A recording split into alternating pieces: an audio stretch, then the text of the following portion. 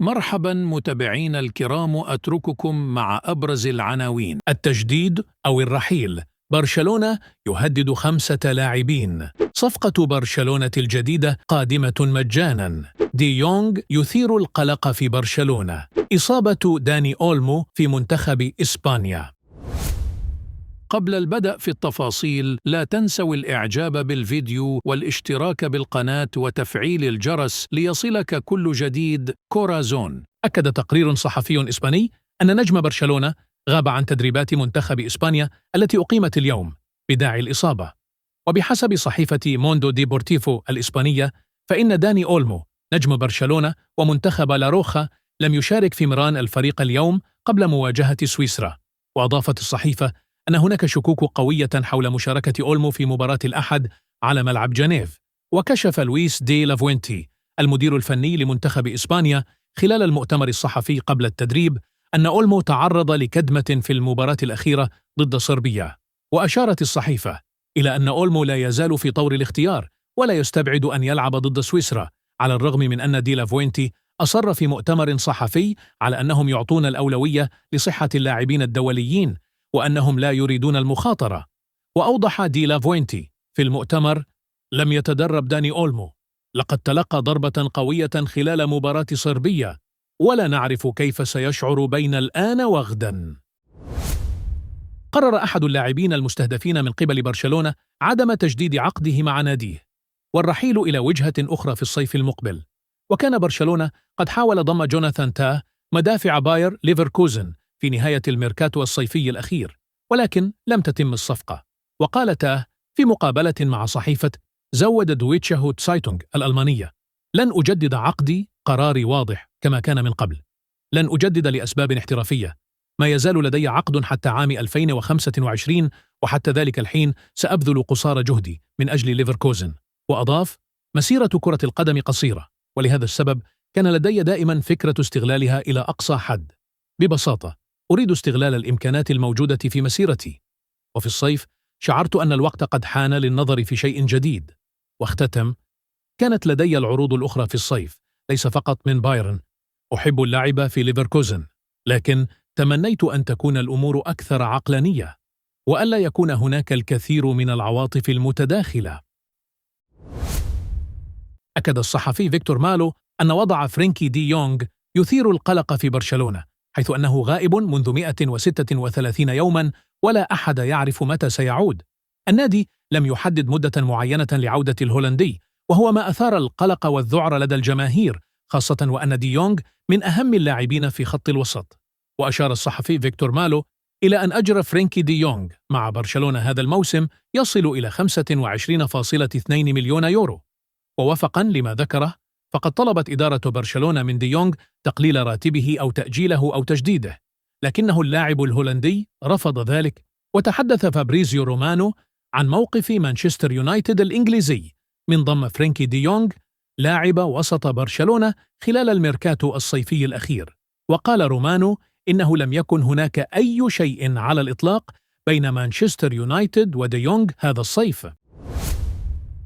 كشفت تقارير صحفية أن نادي برشلونة الإسباني برئاسة خوان لابورتا ينوي عرض 5 لاعبين من صفوف الفريق للبيع خلال فترة الانتقالات الشتوية المقبلة، ويسعى لبلوغرانا للتخلص من عدد من اللاعبين خلال الفترة المقبلة بسبب الرغبة في توفير النفقات، خاصة مع الأزمة المالية التي يمر بها النادي مؤخرا وعدم قدرته على تسجيل صفقات جديدة. وأكد الإسباني فرناندو بولو الصحفي الإسباني الموثوق أن نادي برشلونة يستعد لعرض 5 من لاعبيه للبيع في الفترة المقبلة، وذلك حال عدم موافقتهم على التجديد. وتابع: إدارة النادي حاليا تضع خيار التجديد أو العرض للبيع في الميركاتو المقبل لهؤلاء اللاعبين، وهم الهولندي فرينكي دي يونغ لاعب وسط الفريق، والذي يعد من العناصر التي يرغب هانز فليك المدير الفني في الاعتماد عليه.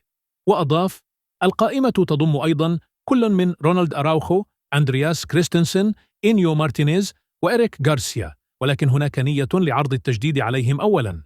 ويريد لابورتا معرفة نوايا هؤلاء اللاعبين حتى يتمكن من الاستفادة منهم بالشكل المناسب، سواء ببيعهم أو تجديد عقدهم بطريقة تناسب اللعب المالي النظيف.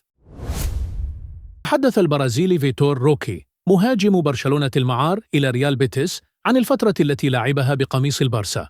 وقال روكي في تصريحات أبرزها الحساب الرسمي لفابريزيو رومانو خبير الميركاتو على شبكة إكس: فترة وجودي في برشلونة كانت معقدة بعض الشيء بالنسبة لي. وأضاف: عندما وصلت أتيحت لي بعض الفرص، لكن ليس بالطريقة التي توقعتها، لكنني أفكر بهدوء الآن، أركز على عملي مع ريال بيتيس، وأشكر الله على أنني تلقيت فرصة أخرى لارتداء قميص منتخب البرازيل. حصل نادي برشلونة على مساعدات سرية من نجمه السابق لويس سواريز مهاجم إنتر ميامي خلال الموسم الماضي. ووفقا لصحيفة موندو ديبورتيفو الإسبانية، فإن لابورتا مدح سواريز رغم أنه لم يكن في الفريق بعد توليه الرئاسة، لكن يعود الأمر إلى أن المهاجم الأوروجوياني قدم خدمات جليلة للبارسا خلال الموسم الماضي. وأكدت مصادر من برشلونة أن النادي يدرك أن سواريز أحد المقربين من أراوخو، لذا كان يستشيره باستمرار بشأن وضع المدافع وموقفه من تجديد عقده والانتقال إلى بايرن ميونخ.